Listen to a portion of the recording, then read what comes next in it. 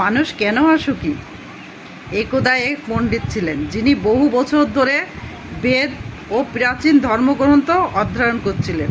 তিনি অত্যন্ত জ্ঞানী, গর্বিত হয়ে উঠলেন এবং বিশ্বাস করতেন যে তার গ্রামে কেউ তার চেয়ে সমকক্ষ হতে পারবে না। যখন তিনি তার গ্রামে ফিরে এলেন, একজন কৃষক তাকে এক গভীর প্রশ্ন করলেন, ধনী হওয়া সত্ত্বেও মানুষ কেন অসুখী? পণ্ডিত উত্তর দিলেন, কারণ মানুষের প্রয়োজন মেটানোর মতো যথেষ্ট অর্থ নেই। কৃষক বললেন, আমার ধন সম্পদ আছে, তবুও আমি অসুখী, এমন কেন?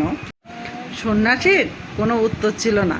কৃষক পণ্ডিতকে তার সমস্ত সম্পত্তি দান করার প্রস্তাব দিলেন, যদি তিনি তার দুঃখের আসল কারণ খুঁজে বের করতে পারেন।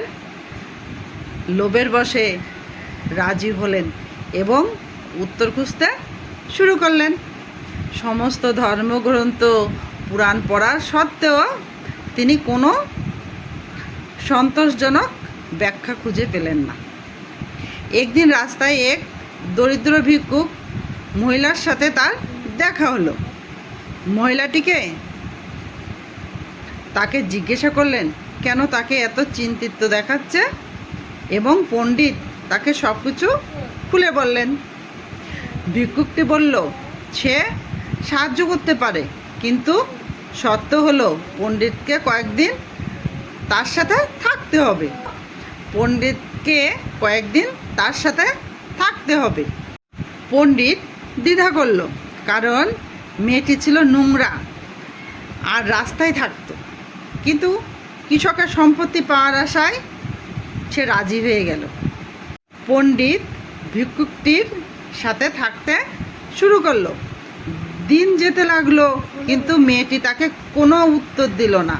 সে তাকে নিজে রান্না করা খাবার খেতে বলল, যা করার কথা সে আগে কখনো কল্পনা করেনি। হতাশ হয়ে রাজি হয়ে গেল। মেয়েটি তাকে ভিক্ষা করতে বলল, সে তাতেও রাজি হয়ে গেল। সে সেটা করলো, তবুও কোনো উত্তর নেই। তারপর একদিন মেয়েটি তাকে উচ্ছিষ্ট খাবার খেতে বলল। এটা বাড়াবাড়ি হয়ে গেল। রেগে গিয়ে সে অপমানিত হয়ে পণ্ডিত তার উপর চিৎকার করে উঠল। মেয়েটি হেসে বলল, এটাই তোমার উত্তর। এর আগে তুমি আমার মতো কারো ছোঁয়া জলও পান করতে না, কিন্তু তোমার লোভ তোমাকে আমার সাথে থাকতে এবং আমার খাবার খেতে, এমনকি রাস্তায় ভিক্ষা করতেও বাধ্য করেছে। লোভ এবং ক্রমবর্ধমান আকাঙ্ক্ষা মানব দুঃখের আসল কারণ। এগুলো মানুষকে এমন সব কাজ করতে বাধ্য করায় যা তারা কখনো ভাবেনি।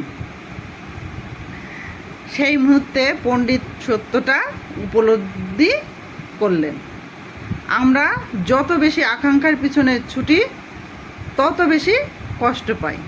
ক্ষণস্থায়ী লাভের জন্য আমরা আমাদের মূল্যবান মর্যাদা এবং মনের শান্তি বিসর্জন দিই।